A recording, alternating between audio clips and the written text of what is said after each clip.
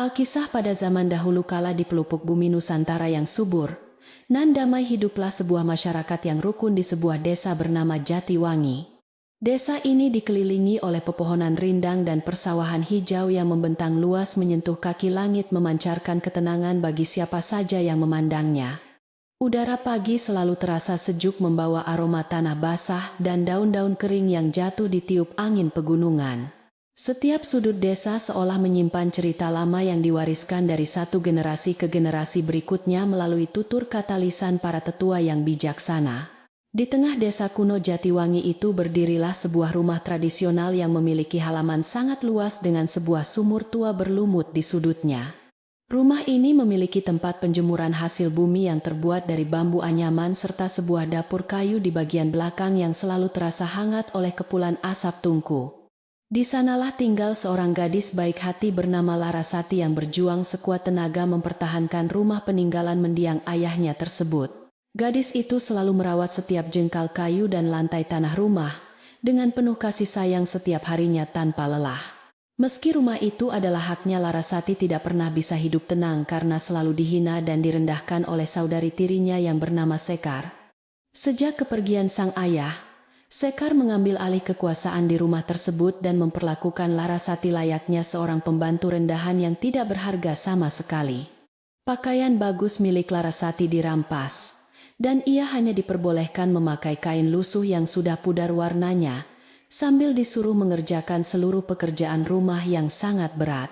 Sekar selalu mencari kesalahan sekecil apapun untuk memarahi gadis malang itu di depan semua orang tanpa ampun. Larasati seringkali menangis diam-diam di dekat sumur tua belakang rumah saat malam tiba agar isak tangisnya tidak didengar oleh siapapun. Ia mengusap air matanya yang jatuh membasahi pipi tirusnya, sambil meremas dada yang terasa sesak menahan penderitaan panjang. Ini sendirian dalam kegelapan malam. Satu-satunya alasan ia masih bertahan hidup dan menerima semua siksaan ini adalah janji sucinya kepada mendiang sang ayah untuk selalu menjaga rumah kenangan mereka. Rumah ini adalah saksi bisu kebahagiaan masa kecilnya yang tidak akan pernah ia biarkan jatuh ke tangan orang yang jahat. Beruntung di tengah segala penderitaan itu, Larasati tidak sepenuhnya sendirian karena ada seorang pemuda miskin bernama Bima yang selalu setia membantunya. Bima adalah seorang pelayan yang tinggal di sebuah gubuk kecil reot, tepat di belakang halaman rumah besar tersebut sejak bertahun-tahun lamanya tanpa mengeluh. Pemuda berpakaian sederhana itu memiliki hati yang sangat tulus, dan selalu diam-diam mengambil alih pekerjaan kasar yang dipaksakan Sekar kepada Larasati setiap harinya. Ia sering membawakan air dari sumur tua atau membelah kayu bakar tebal agar bahu Larasati yang rapuh tidak perlu menanggung beban berat. Pada suatu sore yang mendung ketika angin berhembus cukup kencang menggugurkan daun-daun jati, Sekar kembali meneriaki Larasati dengan suara yang sangat melengking tajam. "Hei anak, tidak tahu diuntung, cepat bersihkan seluruh lantai teras ini sampai mengkilap atau kamu tidak akan mendapat jatah makan malam ini," bentak Sekar kasar. Larasati hanya bisa menundukkan kepalanya dalam-dalam dan bergegas mengambil kain pel basah tanpa berani menatap mata saudari tirinya yang sedang diliputi amarah tersebut. Ia segera menggosok lantai kayu itu berulang kali meski punggungnya sudah terasa sangat nyeri akibat bekerja seharian penuh tanpa henti. Bima yang sedang memotong rumput di dekat tempat penjemuran melihat kejadian itu dengan rahang yang mengeras karena menahan amarah di dalam dadanya. Ia segera meletakkan sabit berkaratnya dan berjalan menghampiri Larasati dengan langkah cepat berniat membantunya memeras kain pel yang basah dan kotor itu secepatnya. Larasati menahan tangan Bima dengan lembut sambil berbisik sangat pelan kepadanya. "Tolong jangan Bima, aku tidak ingin Sekar melihatmu membantuku dan malah menghukummu lebih berat lagi nanti," ucap Larasati sambil tersenyum getir. Bima hanya bisa menghela napas panjang menatap wajah lelah Larasati dengan pandangan yang penuh rasa iba. Hati Bima terasa perih melihat ketabahan luar biasa dari gadis yang diam-diam sangat ia kagumi sejak pertama kali ia menginjakkan kaki di rumah ini. Ia tahu betul bahwa Larasati adalah pewaris sah dari segala kekayaan dan rumah besar ini. Namun takdir seakan sedang mempermainkan hidupnya dengan sangat kejam. "Kamu tidak seharusnya menerima perlakuan seperti ini. Dan Larasati, kamu adalah seorang putri yang sangat berharga," gumam Bima pelan sambil membantu merapikan ember kayu yang terguling. Larasati hanya menggelengkan kepalanya perlahan menegaskan bahwa ia sudah terbiasa dengan semua rasa sakit ini setiap hari. Di malam hari yang sunyi setelah semua pekerjaan selesai, Larasati duduk bersimpuh di dalam kamarnya yang kecil dan temaram diterangi sebuah pelita minyak. Ia membuka sebuah kotak kayu tua yang disembunyikannya di bawah kasur jerami tipis, tempatnya beristirahat setiap malam setelah tubuhnya lelah bekerja, memeras keringat. Di dalam kotak itu tersimpan sebuah pusaka kecil peninggalan mendiang ibu kandungnya, berupa sebuah cincin kayu kuno yang memiliki ukiran sangat rumit dan indah. Larasati sering memegang cincin itu erat-erat di depan dadanya, seolah mencari kekuatan dari sang ibu untuk bisa bertahan hidup menghadapi kenyataan pahit ini. Keesokan harinya, Larasati sedang menyapu halaman depan rumah saat Bima datang membawakan keranjang bambu berisi sayuran segar yang baru saja dipanen dari kebun belakang. Tanpa sengaja keranjang itu tersangkut pada dahan pohon randu yang rendah sehingga beberapa sayuran jatuh berhamburan mengotori tanah halaman yang baru saja disapu bersih. Larasati segera menunduk untuk membantu mengumpulkan sayuran itu, dan saat itulah kotak kayu kecil yang selalu diselipkan di balik kembennya ikut terjatuh ke tanah berdebu. Bima yang berada di dekatnya dengan cepat mengambil kotak kecil itu untuk mengembalikannya kepada Larasati yang tampak panik dan sangat terkejut. Saat ujung jari Bima yang kasar bersentuhan dengan permukaan kotak kayu kuno itu, sebuah hal yang sangat aneh dan tidak masuk akal tiba-tiba terjadi. Cincin kayu di dalam kotak tersebut seketika memancarkan hawa kehangatan yang menjalar aneh menembus kayu, dan langsung terasa hingga ke telapak tangan Bima. Pemuda itu terkesiap kaget dan tanpa sadar menatap Larasati dengan mata terbelalak lebar, seolah ada aliran kekuatan ajaib yang baru saja memasuki aliran darahnya.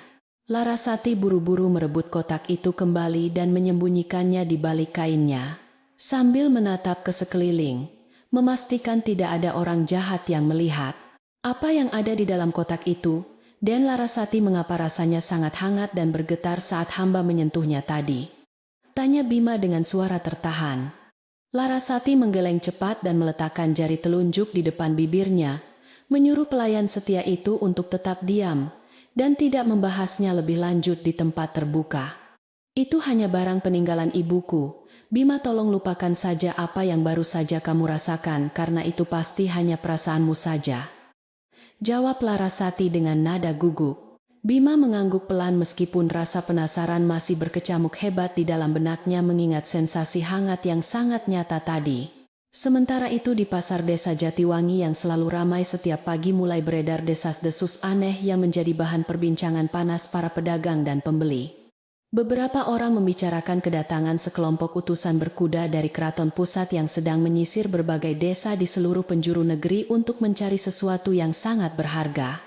Menurut kabar burung yang dibawa oleh para pedagang kain keliling, utusan itu mencari jejak seorang pewaris tahta yang menghilang belasan tahun lalu saat peperangan besar. Kabar mengejutkan ini menyebar dengan sangat cepat dari mulut ke mulut hingga akhirnya sampai ke telinga warga desa Jatiwangi yang sedang berbelanja. Seorang pedagang rempah tua yang sedang duduk di kedainya berbicara dengan suara setengah berbisik kepada para pelanggannya mengenai ciri-ciri utusan keraton yang ditakuti tersebut. Mereka membawa panji-panji keemasan dan memeriksa setiap pemuda desa yang seumuran dengan putra mahkota yang hilang itu tanpa melewatkan satu rumah pun, ujar pedagang itu. Warga desa yang mendengar cerita itu hanya bisa mengangguk-angguk paham, sambil membayangkan betapa megahnya rombongan utusan keraton jika benar-benar datang ke desa mereka yang terpencil ini. Tidak ada satupun dari mereka yang menyadari bahwa rahasia besar keraton itu sebenarnya tersembunyi sangat dekat dengan kehidupan sehari-hari mereka. Desas-desus mengenai utusan keraton itu pun akhirnya terdengar oleh telinga Sekar saat ia sedang asyik memilih kain sutra mahal di pasar desa bersama teman-temannya. Wanita serakah itu langsung berpikir keras mencari cara apakah ia bisa mendapatkan keuntungan berupa kepingan emas jika berhasil menyambut rombongan utusan itu di rumahnya kelak. Sekar membayangkan pujian dan kehormatan yang akan ia terima jika rumah besarnya dijadikan tempat beristirahat bagi para pejabat keraton yang sedang melakukan pencarian panjang tersebut. Senyum licik langsung tersungging di bibir merahnya, sambil merencanakan sesuatu yang pasti akan membuat hidup Larasati semakin menderita dan hancur berantakan nanti. Sesampainya di rumah, Sekar langsung memanggil Larasati dengan nada tinggi, memecah kesunyian siang hari yang sedang terik di halaman depan rumah tradisional warisan ayahnya itu. Larasati cepat bersihkan seluruh paviliun depan dan ganti semua tirai dengan kain sutra yang baru saja aku beli ini sekarang juga. Perintah. Sekar sangat angkuh. Larasati yang sedang menumbuk padi di lesung kayu menatap tirai sutra berat itu dengan rasa lelah yang teramat sangat menggerogoti seluruh tulang dan persendiannya yang lemah. Namun ia tidak memiliki pilihan lain selain mengangguk patuh dan meninggalkan lesungnya untuk melaksanakan perintah tidak masuk akal dari saudari tirinya itu segera. Bima yang melihat Larasati menyeret kain-kain sutra tebal itu sendirian, segera berlari mendekat dan mengambil alih beban berat tersebut tanpa mengucapkan sepatah kata keluhan pun. Ia mengangkat kain-kain mahal itu ke pundaknya yang bidang, dan berjalan mendahului Larasati menuju ruangan depan rumah dengan langkah tegap dan tatapan mata yang tajam. Biarkan hamba yang mengurus semua kain ini, dan Larasati. Sebaiknya istirahat saja di dapur. Mbok Minah sedang merebus singkong di sana, ucap Bima pelan. Larasati menatap punggung Bima dengan perasaan campur aduk antara rasa terima kasih yang dalam dan rasa bersalah karena terus menyusahkannya. Di ruangan depan Bima bekerja dengan sangat cekatan menggantungkan tirai-tirai sutra mewah itu, hingga ruangan tersebut terlihat jauh lebih indah dan megah dari sebelumnya. Sesekali ia mengingat kembali hawa hangat yang memancar dari kotak kayu Larasati tadi pagi, yang entah mengapa membuat perasaannya menjadi sangat gelisah tidak menentu rasanya. Ia merasa ada ikatan aneh yang tiba-tiba muncul di dalam dadanya seolah sesuatu yang sangat besar akan segera terjadi dan mengubah seluruh jalan hidup mereka berdua. Bima menepis pikiran kosong itu, dan kembali memusatkan perhatiannya pada tumpukan pekerjaan berat yang masih setia menunggunya diselesaikan di halaman belakang rumah. Sementara itu Larasati duduk termenung di sudut dapur kayu yang gelap sambil menikmati sepotong kecil singkong rebus pemberian Mbok Minah kepadanya secara sembunyi-sembunyi. Mbok Minah adalah satu-satunya orang selain Bima yang masih memperlakukan Larasati dengan baik di rumah peninggalan ayahnya ini, meskipun ia tidak bisa membela. Perempuan tua itu membelai rambut Larasati dengan penuh kasih sayang, layaknya seorang ibu yang sedang menenangkan putrinya yang dirundung banyak masalah berat. Larasati menyandarkan kepalanya di bahu rentam Mbok Minah membiarkan air matanya mengalir perlahan membasahi kebaya usang milik pelayan tua yang sangat baik hati tersebut. Desa Jatiwangi perlahan mulai diselimuti kabut sore yang turun dari pegunungan membawa udara dingin yang menusuk tulang hingga ke sumsum terdalam penduduk desa kuno tersebut. Burung-burung mulai terbang kembali ke sarangnya di dahan-dahan pohon randu yang tinggi. Sementara suara gemerisik daun bambu terdengar bersahut-sahutan ditiup angin senja yang sangat muram. Rumah besar peninggalan ayah Larasati itu pun mulai dinyalakan pelita-pelita minyaknya di setiap sudut ruangan memancarkan cahaya kekuningan yang berkedip-kedip tertiup hembusan angin malam yang dingin. Keheningan desa itu seolah menjadi pertanda alam bahwa badai besar yang tidak kasat mata sedang bersiap menghantam kedamaian hidup mereka dalam waktu dekat ini. Di kamarnya Sekar sedang merias wajahnya di depan cermin tembaga kuno, sambil tersenyum puas melihat hasil pekerjaannya menyiksa saudari tirinya sepanjang hari tanpa henti. Ia berencana mengundang kepala desa Ki Lurah Wira esok hari, untuk membicarakan rencana penjualan sebagian tanah belakang rumah kepada seorang rentenir kaya. Uang hasil penjualan tanah itu akan ia gunakan untuk membeli perhiasan mewah demi menyambut utusan keraton yang sedang dibicarakan warga desa.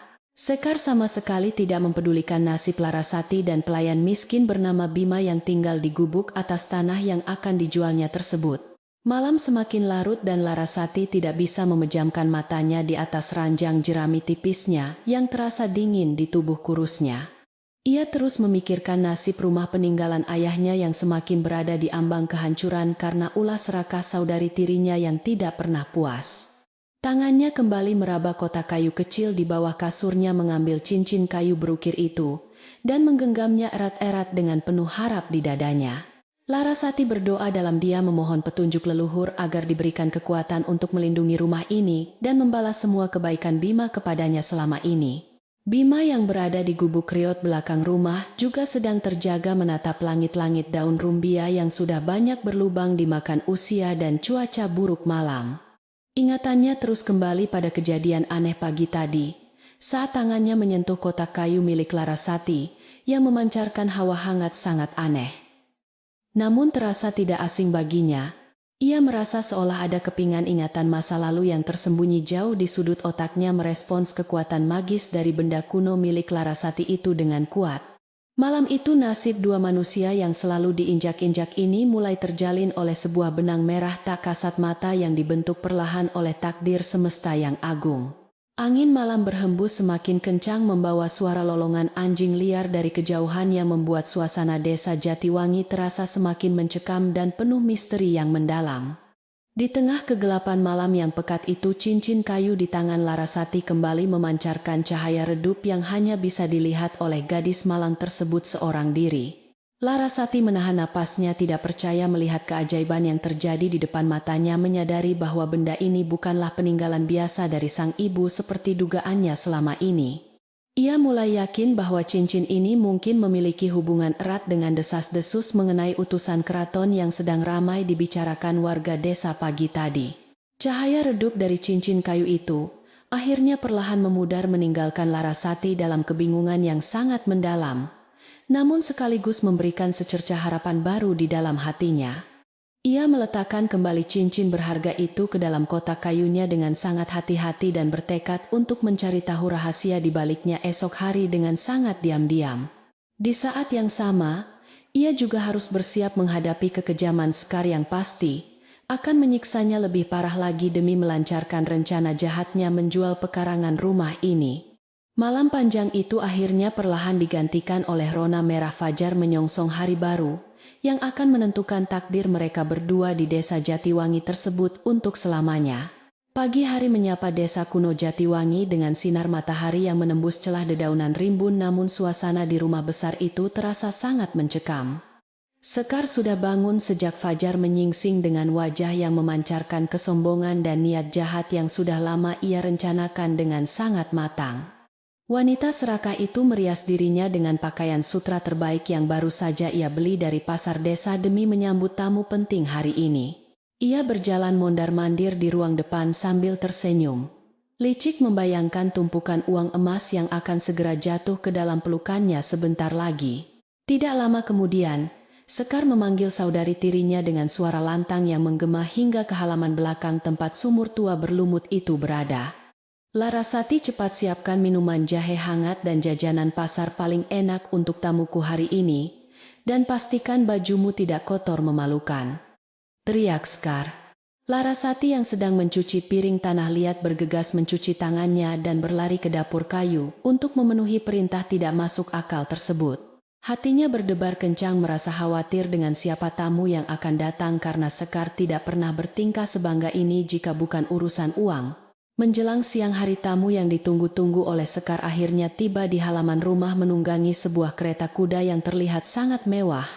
Orang itu adalah rentenir paling kejam di seluruh wilayah ini yang bernama Juragan Danarta, yang terkenal selalu merampas harta penduduk miskin.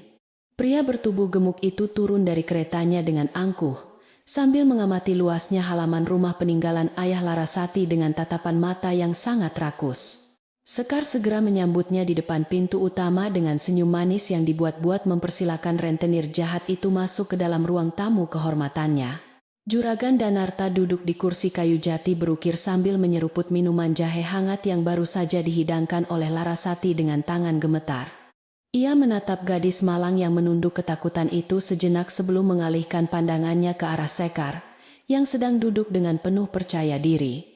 Rumah dan tanah ini memang sangat luas dan subur, seperti yang kamu katakan. Sekar, aku berani membayar mahal untuk mengambil alih semuanya, ucap Danarta. Larasati terkesiap mendengar ucapan rentenir itu, namun ia tidak berani mengangkat wajahnya atau mengucapkan sepatah kata pun untuk memprotes pembicaraan mengerikan tersebut. Sekar tertawa pelan mendengar tawaran menggiurkan dari rentenir tua itu, sambil mengipas-ngipaskan selendang sutranya dengan gaya yang sangat congkak dan penuh kemenangan. Aku akan menjual seluruh bagian belakang rumah ini termasuk gubuk pelayan reot itu kepadamu, jawab Sekar. Mantap. Ia sengaja mengabaikan fakta bahwa setengah dari rumah dan tanah ini adalah hak waris sah milik Larasati yang ditinggalkan oleh ayah mereka tercinta. Larasati mundur perlahan dari ruang tamu dengan air mata yang mulai menggenang di pelupuk matanya, merasa dunianya seakan runtuh. Seketika saat itu juga, di dalam hati kecilnya yang dipenuhi keserakahan, Sekar telah merencanakan langkah paling kejam untuk menyingkirkan saudari tirinya dari kehidupan mewahnya selamanya. Setelah surat perjanjian jual beli itu ditandatangani besok pagi, ia berencana mengusir Larasati dan Bima dari rumah ini tanpa membawa sepeser uang pun. Ia tidak peduli jika kedua manusia rendahan itu harus mati kelaparan di tengah jalanan desa Jatiwangi atau dimangsa binatang buas di hutan sana. Baginya kehadiran Larasati hanyalah sebuah penghalang besar yang terus mengingatkannya pada masa lalu keluarga ini yang tidak pernah sepenuhnya menerima keberadaan dirinya. Tanpa disadari oleh Sekar dan tamunya, pembicaraan rahasia mereka tentang rencana penjualan tanah itu terdengar jelas oleh telinga tajam seorang pelayan setia. Bima yang kebetulan sedang membelah kayu bakar di samping jendela ruang tamu menghentikan ayunan kapaknya ketika mendengar nama Larasati disebut dengan sangat kasar. Pemuda miskin itu berdiri mematung di balik dinding kayu mendengarkan setiap rencana jahat yang diucapkan Sekar untuk menghancurkan hidup majikan kecilnya tersebut. Darah mudanya mendidih seketika membayangkan gadis sebaik Larasati harus kehilangan satu-satunya tempat berlindung yang paling berharga dalam hidupnya karena keserakahan saudari tirinya.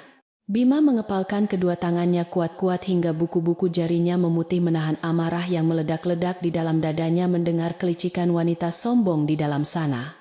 Ia sangat ingin mendobrak pintu ruang tamu itu dan mengusir rentenir rakus tersebut pergi jauh-jauh dari halaman rumah peninggalan ayah Larasati sekarang juga.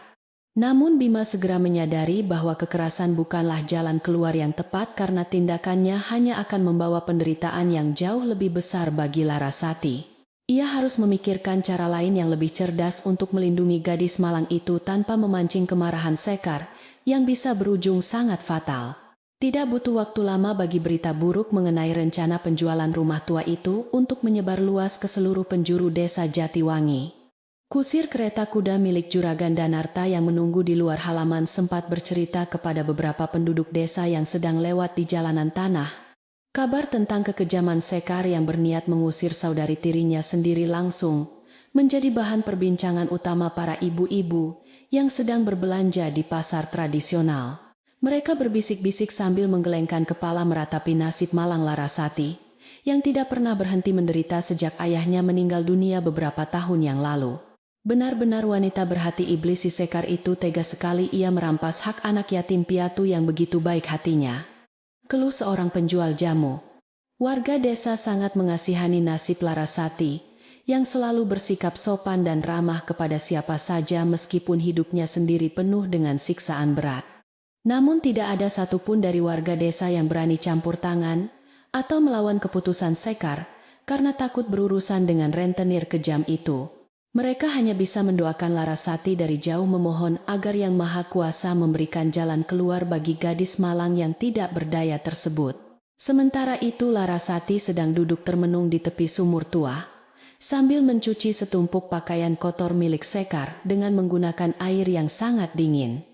Air matanya jatuh menetes membaur dengan busa sabun cuci di dalam ember kayu di hadapannya karena ia tidak tahu harus berbuat apa lagi. Janji sucinya kepada mendiang sang ayah untuk selalu merawat rumah ini sepertinya akan segera hancur, lebur berkeping-keping di tangan saudari tirinya yang rakus. Rasa putus asa menyelimuti seluruh hatinya, membuat napasnya terasa sangat sesak. Seolah ada batu besar yang tiba-tiba menimpa dadanya dengan sangat keras. Bima yang baru saja selesai merapikan tumpukan kayu bakar di dekat dapur berjalan perlahan menghampiri Larasati yang sedang menangis sendirian di tepi sumur. Ia tidak tega melihat pundak rapuh gadis itu bergetar hebat, menahan isak tangis yang terus-menerus berusaha ditahannya agar tidak terdengar oleh siapapun. Pemuda itu berdehem pelan untuk menyadarkan Larasati dari kesedihannya dan berdiri dengan jarak yang cukup sopan agar tidak melanggar batas tata krama mereka. Larasati buru-buru mengusap air matanya menggunakan punggung tangannya yang basah dan mencoba tersenyum seolah tidak terjadi apa-apa di hadapan pelayan setia tersebut. Den Larasati, hamba mohon ampun karena telah lancang mendengarkan pembicaraan di ruang tamu tadi mengenai rencana jahat yang dibuat oleh Nyonya Sekar, ucap Bima. Larasati menatap Bima dengan mata sembab yang memerah, menyadari bahwa pelayan setia itu kini juga mengetahui nasib buruk yang sedang mengancam hidup mereka. Bima menceritakan secara rinci rencana Sekar yang akan menjual bagian belakang rumah termasuk gubuknya besok pagi dan mengusir mereka berdua dari tempat ini. Penjelasan Bima seolah menjadi palu godam yang menghantam sisa-sisa pertahanan hati Larasati hingga hancur tanpa bersisa, membuat tangisnya akhirnya pecah seketika di tempat itu. Larasati menutup wajahnya dengan kedua telapak tangannya yang basah dan kotor, meratapi nasibnya yang tidak pernah berpihak padanya sejak ia masih sangat kecil. Aku telah gagal menepati janjiku kepada ayah Bima. Aku ini sungguh anak yang tidak berguna karena tidak bisa mempertahankan satu-satunya rumah kenangan kami. Isak Larasati. Suaranya terdengar sangat memilukan, menyayat hati siapa saja yang mendengarnya, terlebih lagi bagi Bima yang selama ini diam-diam menaruh perasaan mendalam kepadanya. Pemuda itu ingin sekali memeluk gadis itu untuk menenangkannya. Namun ia sadar akan perbedaan kasta yang membentang luas di antara mereka berdua. Dengan suara yang bergetar namun penuh ketegasan, Bima menatap mata Larasati yang basah oleh air mata dan mengucapkan janji setianya kepada gadis itu. Hamba mungkin hanya seorang pelayan miskin yang tidak memiliki apa-apa Den Larasati, tetapi hamba bersumpah akan melindungi Den dengan seluruh jiwa raga hamba, tegas Bima.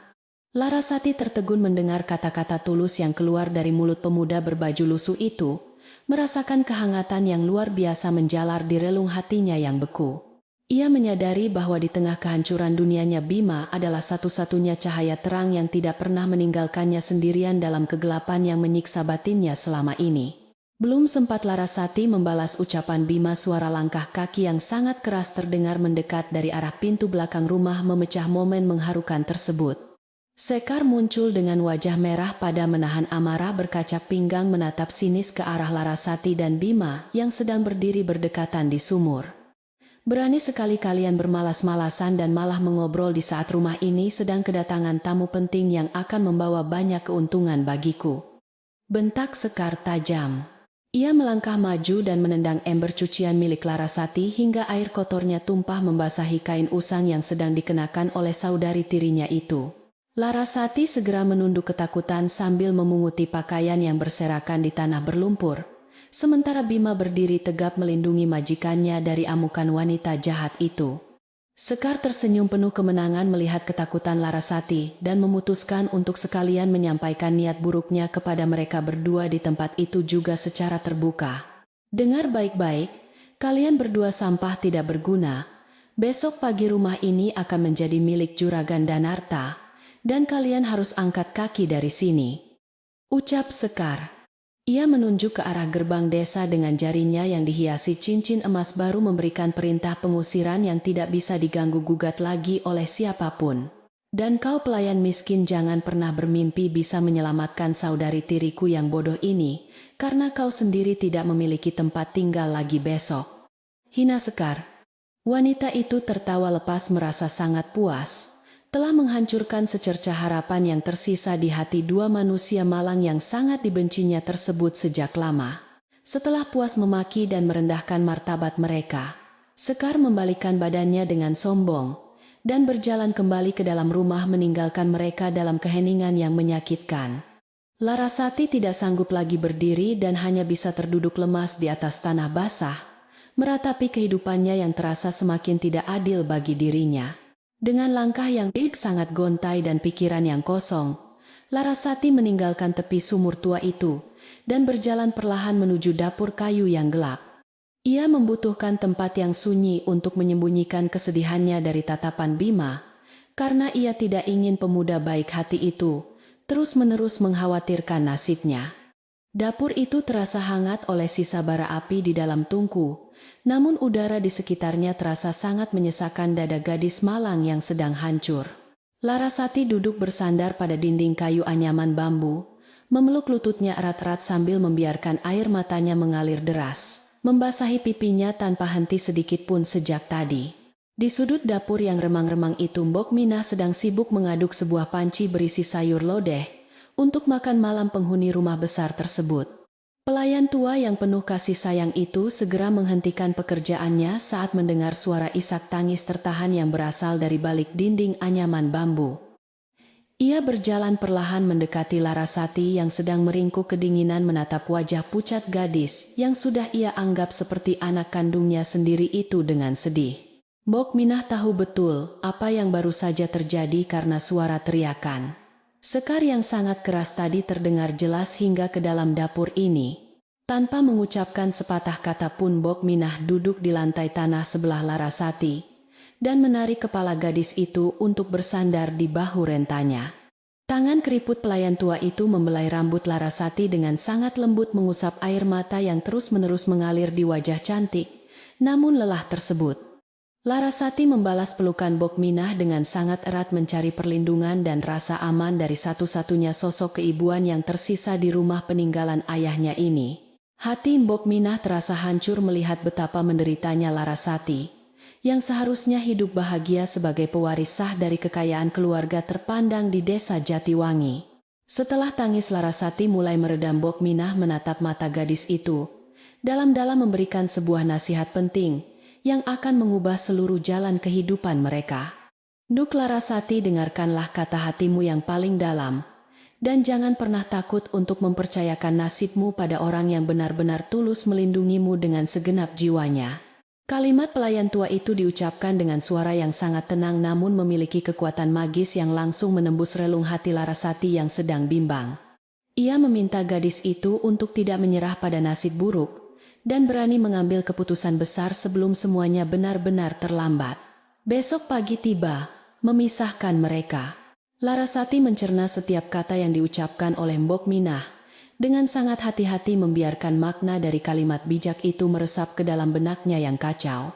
Bayangan wajah Bima yang tulus dan tatapan matanya yang penuh tekad saat berjanji untuk melindunginya tadi tiba-tiba muncul dengan sangat jelas di pikirannya. Ia menyadari bahwa selama ini Bima adalah satu-satunya orang yang tidak pernah menuntut apapun darinya selain ingin memastikan keselamatannya setiap hari tanpa lelah. Gadis itu mulai berpikir bahwa mungkin sudah saatnya ia berhenti berjuang sendirian dan mulai menerima bantuan dari orang yang benar-benar peduli padanya sepenuh hati. Tangan Larasati tanpa sadar merogoh ke dalam saku kembennya dan menyentuh kotak kayu kecil yang selalu ia bawa kemanapun ia pergi setiap hari. Cincin kayu berukir peninggalan ibunya itu kembali terasa hangat di ujung jarinya, seolah memberikan sebuah pertanda agar ia segera mengambil sebuah keputusan yang berani. Ia mengingat kembali keajaiban yang terjadi pagi tadi saat Bima menyentuh kotak ini, dan hawa hangat yang memancar menembus hingga ke aliran darahnya. Ada sebuah rahasia besar yang tersembunyi di balik cincin kuno ini dan Larasati merasa bahwa Bima adalah kunci untuk mengungkap misteri tersebut malam ini. Senja mulai turun perlahan menyelimuti desa Jatiwangi dengan bayangan jingga kemerahan yang memantul indah di atas genangan air persawahan yang luas membentang. Suara burung-burung malam mulai terdengar bersahutan dari balik pepohonan rimbun menandakan bahwa hari yang penuh dengan penderitaan ini akan segera berganti menjadi malam kelam. Penduduk desa mulai menutup pintu, dan jendela rumah mereka menyalakan pelita minyak kecil untuk mengusir kegelapan yang mulai merayap masuk ke dalam ruangan. Di rumah besar peninggalan ayah Larasati suasana terasa sangat tegang layaknya sebuah busur panah yang sedang ditarik maksimal menunggu waktu untuk dilepaskan dengan cepat. Sekar sedang duduk bersantai di ruang tengah sambil menghitung kembali keuntungan yang akan ia dapatkan esok hari dengan senyum licik yang tidak pernah pudar. Sementara itu di dapur yang gelap Larasati telah membulatkan tekadnya untuk melakukan sesuatu yang sangat besar malam ini demi menyelamatkan sisa hidupnya dari kehancuran. Ia tidak akan membiarkan saudari tirinya merampas rumah ini begitu saja tanpa perlawanan. Meskipun ia harus mempertaruhkan segala yang ia miliki di dunia ini. Malam yang panjang dan sunyi ini akan menjadi saksi bisu dari sebuah perjanjian takdir yang akan mengubah sejarah desa kuno Jatiwangi untuk selamanya. Malam semakin larut menyelimuti desa kuno Jatiwangi dengan hawa dingin yang menusuk hingga ke tulang sumsum penduduknya. Tekanan dari ancaman pengusiran yang diucapkan Sekar pada siang hari tadi membuat dada Larasati terasa sangat sesak tanpa ampun. Bayangan akan kehilangan rumah peninggalan ayahnya yang sangat berharga terus menghantui setiap hembusan napas gadis malang tersebut di kamarnya. Ia menyadari bahwa memohon belas kasihan kepada saudari tirinya yang serakah itu hanyalah sebuah usaha sia-sia belaka tanpa hasil. Waktu terus berjalan mendekati pagi hari yang dijanjikan sebagai saat kehancuran bagi sisa hidup Larasati dan juga pelayan setianya. Duduk di atas ranjang jerami tipisnya, Larasati kembali merenungkan nasihat bijak yang diberikan oleh Mbok Minah di dapur sore tadi. Kata-kata pelayan tua itu bergema kuat di dalam benaknya menyuruhnya untuk berani mengikuti suara hati dan mempercayakan nasibnya. Ia menyadari bahwa selama ini dirinya terlalu lemah dan selalu menunduk pasrah menerima setiap siksaan fisik maupun batin dari Sekar. Namun malam ini ada sebuah keberanian baru yang perlahan tumbuh menyala di dasar hatinya mengusir segala rasa takut yang mengekang. Larasati mengambil napas dalam-dalam membulatkan tekadnya untuk melakukan sebuah langkah besar yang mungkin akan mengubah takdirnya untuk selama-lamanya. Tangan Larasati yang gemetar perlahan meraih kotak kayu kecil yang tersembunyi dengan aman di bawah bantal lusuhnya selama ini. Di dalam kotak itu tersimpan sebuah cincin kayu berukir peninggalan almarhumah ibunya yang memiliki keanehan tersendiri sejak pagi tadi. Gadis itu menatap cincin tersebut lekat-lekat merasakan sisa kehangatan ajaib yang masih memancar dari balik serat kayu kuno yang indah. Ia sangat yakin bahwa benda ini bukanlah perhiasan biasa, melainkan sebuah kunci pembuka rahasia yang berhubungan langsung dengan pelayan miskinnya. Larasati akhirnya memutuskan untuk menemui pemuda itu. Malam ini juga menyerahkan seluruh hidupnya demi menyelamatkan kehormatan keluarga dan rumahnya. Dengan langkah yang sangat pelan dan berhati-hati, Larasati membuka pintu kamarnya yang berderit lirih menembus kegelapan malam desa Jatiwangi. Ia mengendap-endap menyusuri lorong rumah yang sepi menghindari setiap papan kayu lantai yang rapuh, agar tidak menimbulkan suara sekecil apapun. Jantungnya berdebar sangat kencang layaknya genderang perang menahan rasa gugup, dan takut jika saudari tirinya tiba-tiba terbangun memergoki langkahnya malam ini. Angin malam yang berhembus melalui celah jendela membawa hawa dingin yang membuat bulu kuduk gadis malang itu merinding seketika. Namun tekadnya sudah bulat mengalahkan rasa takutnya menuntun langkah kaki kecilnya menuju pintu belakang yang mengarah ke halaman luas. Sesampainya di halaman belakang suasana terasa begitu sunyi dan kelam hanya diterangi oleh pendaran cahaya bulan purnama yang pucat. Pepohonan besar menjulang tinggi seperti bayangan raksasa yang sedang menjaga rumah tua itu dari segala mara bahaya yang mengancam dari luar. Di sudut paling ujung berdirilah sebuah gubuk reot beratap rumbia yang menjadi tempat tinggal satu-satunya pelayan setia bernama Bima. Larasati melihat seberkas cahaya lampu minyak yang masih menyala redup dari celah dinding bambu gubuk tersebut menandakan penghuninya belum tidur. Ia melangkah mendekati gubuk itu dengan perasaan campur aduk menahan gemuruh di dadanya yang semakin bergejolak hebat tidak menentu. Gadis itu berdiri ragu sejenak di depan pintu bambu sebelum akhirnya mengetuknya dengan sangat pelan sebanyak 3 kali. "Bima, apakah kamu masih bangun malam ini? Tolong buka pintunya sebentar, ada hal penting yang ingin kubicarakan," bisik Larasati lembut. Pintu gubuk itu segera terbuka menampilkan sosok Bima yang terlihat sangat terkejut melihat majikannya datang mengunjunginya. Pemuda itu membelalakan matanya tidak percaya melihat Larasati berada di depan gubuknya di tengah malam buta yang dingin ini. Ia buru-buru mempersilakan Larasati duduk di atas balai bambu reot yang berada di teras depan gubuk kecilnya tersebut. Bima segera mengambilkan selimut kain kasarnya yang bersih untuk menutupi bahu Larasati yang tampak menggigil kedinginan diterpa angin malam. "Mengapa Den Larasati datang kemari selarut ini? Udaranya sangat dingin dan berbahaya jika Nyonya Sekar sampai mengetahuinya nanti," tanya. Bima cemas. Larasati menatap mata pemuda itu dalam-dalam mencoba mencari kekuatan dari pancaran ketulusan yang selalu terpancar dari wajah pelayan setianya tersebut. Ia menarik napas panjang mencoba menenangkan gemuruh di dadanya, sebelum mulai menceritakan semua ketakutan yang menghantuinya tentang rencana pengusiran esok pagi. Beban berat di pundaknya terasa sedikit berkurang saat ia bisa membagikan rasa sakit itu kepada seseorang yang mempercayainya sepenuhnya. Dengan suara bergetar, Larasati mengungkapkan keputusan besar yang baru saja ia buat di dalam kamarnya beberapa saat yang lalu. "Aku sudah tidak sanggup lagi melawan kekejaman. Sekar sendirian Bima, besok rumah ini akan direbut dan kita akan dibuang," ucap Larasati. Ia meraih tangan kasar pemuda itu, dan menggenggamnya erat-erat mencari pegangan agar tidak terjatuh ke dalam jurang keputusasaan. Malam ini aku menyerahkan seluruh kesetiaan hatiku dan nasibku ke dalam tanganmu sebagai sebuah janji sehidup semati yang tidak terputus. Larasati menatap Bima penuh harap meminta perlindungan tulus dari satu-satunya pria yang selalu menghargainya. Mendengar pengakuan jujur itu, Bima seketika terdiam kaku tidak mampu mengeluarkan sepatah kata pun dari mulutnya yang terasa keluh. Ia menatap tangannya yang sedang digenggam erat oleh gadis yang selama ini selalu ia puja dalam diam dari kejauhan. Hamba hanyalah pelayan miskin yang hina dan Larasati hamba sama sekali tidak pantas menerima kehormatan sebesar ini. Jawab, Bima lirih. Perasaan rendah diri menyelimuti hatinya menyadari bahwa ia tidak memiliki harta apapun untuk bisa membahagiakan gadis sebaik Larasati kelak. Namun sumpah setianya untuk selalu melindungi gadis malang itu kini semakin membakar semangat keberanian di dalam dadanya. Larasati menggelengkan kepalanya menolak semua alasan Bima yang menganggap dirinya tidak pantas menerima sebuah janji suci ini sekarang. Bagiku status dan harta tidak ada artinya sama sekali Bima, yang terpenting adalah hatimu yang tulus melindungiku. Tegas Larasati. Ia sudah muak dengan kemewahan palsu yang hanya membawa penderitaan dan keserakahan seperti yang selalu ditunjukkan oleh saudari tirinya. Gadis itu meyakinkan Bima bahwa nasib buruk ini tidak boleh memisahkan ikatan batin yang telah lama terbentuk di antara mereka. Ia meminta pemuda itu membuang jauh rasa rendah dirinya dan berdiri sejajar dengannya malam ini tanpa memandang kasta apapun.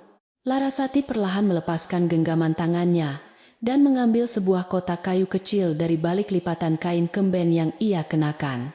Ia membuka penutup kotak kuno itu dengan hati-hati memperlihatkan sebuah cincin kayu berukir rumit yang tampak usang dimakan usia.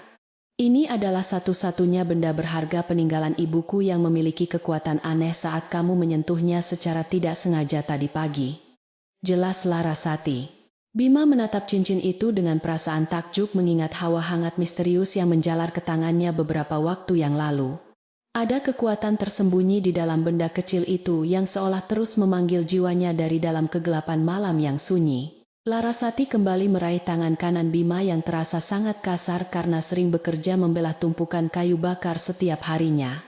Ia menatap mata pemuda itu dalam-dalam menyalurkan seluruh harapan hidupnya sebelum menyematkan cincin kayu tersebut perlahan ke jari Bima.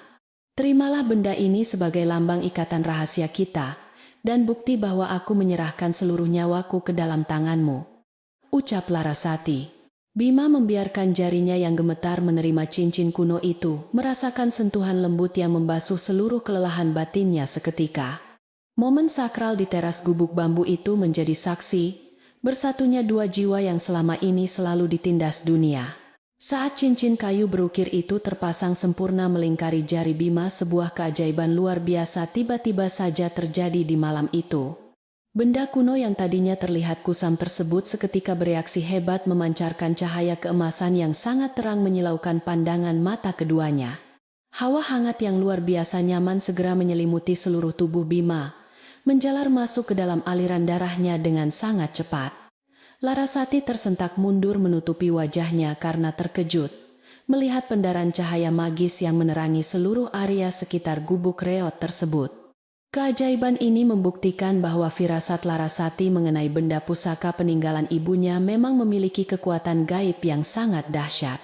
Di tengah pendaran cahaya keemasan itu, serat-serat kayu di permukaan cincin tiba-tiba membuka dan memudar secara perlahan dengan misterius. Dari balik kayu usang itu muncul sebuah ukiran emas murni berbentuk lambang bangsawan kerajaan yang sangat indah memukau pandangan mata. Lambang naga melingkar itu bersinar terang menandakan identitas agung yang sengaja disembunyikan di dalam balutan kayu selama belasan tahun lamanya. Saat lambang itu terungkap, Bima merasakan kepalanya berdenyut kencang diserang oleh potongan ingatan masa kecilnya yang selama ini terkunci rapat. Ia melihat bayangan peperangan besar dan seseorang yang membawanya lari menyelamatkan diri menuju desa yang sangat jauh. Bima jatuh berlutut di atas tanah, memegang kepalanya yang pusing menahan aliran ingatan masa lalu yang datang bertubi-tubi menguasai pikirannya. Astaga, lambang ini adalah ukiran naga yang selalu muncul di dalam mimpiku selama ini. Dan Larasati, apa artinya ini? Rintih Bima kesakitan. Larasati segera berlutut di sampingnya memeluk bahu pemuda itu dengan erat untuk membantunya menenangkan diri dari keterkejutan yang sangat hebat. Ia melihat lambang bangsawan itu, dan seketika teringat pada desas-desus warga pasar mengenai utusan keraton yang sedang mencari pewaris hilang. Fakta ini mulai menyusun sebuah teka-teki takdir yang selama ini tersembunyi rapi di desa Jatiwangi. Di saat Larasati dan Bima sedang hanyut dalam keajaiban takdir, mereka sama sekali tidak menyadari ada sepasang mata yang mengintai. Sekar yang terbangun karena merasa haus pergi ke dapur, dan mendapati pintu kamar saudari tirinya telah terbuka, dan dibiarkan kosong melompong. Rasa curiga mendorong wanita jahat itu mengikuti jejak langkah kaki Larasati yang membekas di tanah menuju arah halaman belakang rumah. Ia bersembunyi di balik batang pohon mangga besar menatap tajam ke arah gubuk reot, tempat pelayan miskinnya itu tinggal sendirian. Matanya menyala penuh kebencian melihat pemandangan keintiman yang sedang terjadi di antara dua manusia malang tersebut dari kejauhan. Jarak yang cukup jauh membuat Sekar tidak bisa melihat dengan jelas cincin emas yang memancarkan cahaya ajaib di kegelapan malam. Pikiran liciknya yang dipenuhi prasangka buruk langsung mengambil kesimpulan salah mengenai cahaya dan kedekatan Larasati kepada pelayan pria tersebut. Ia mengira Larasati sedang menyerahkan perhiasan curian untuk menyuap Bima agar mau membantunya melarikan diri dari rumah ini besok pagi.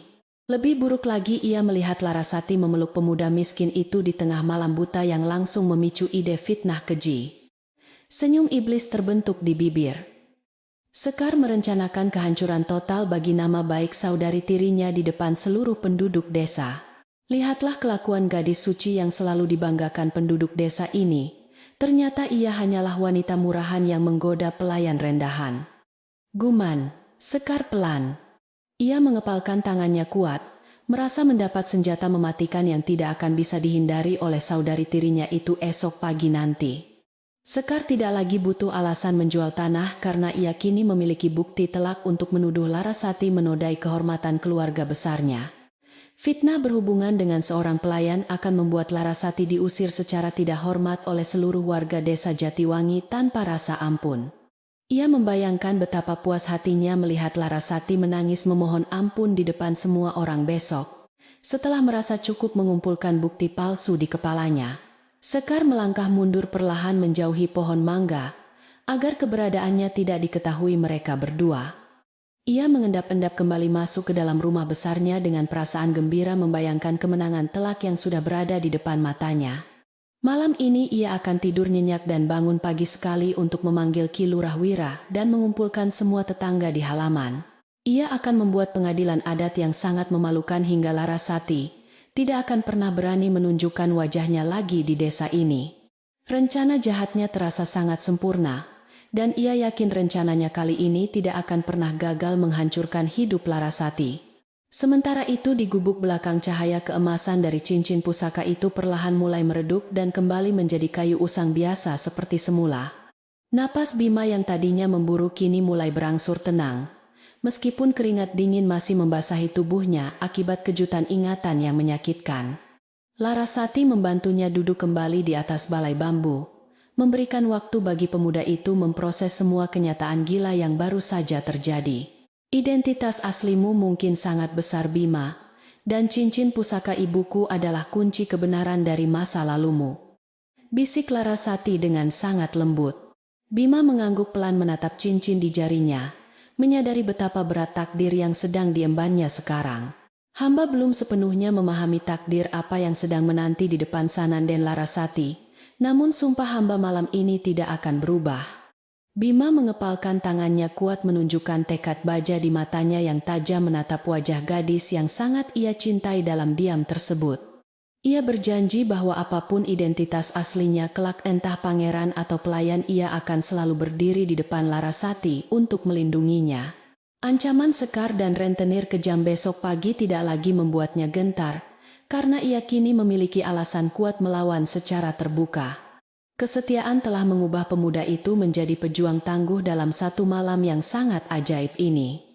Larasati tersenyum manis mendengar janji tegas Bima, yang seketika menghilangkan seluruh ketakutan dan keraguan yang membebani hatinya selama seharian penuh tadi.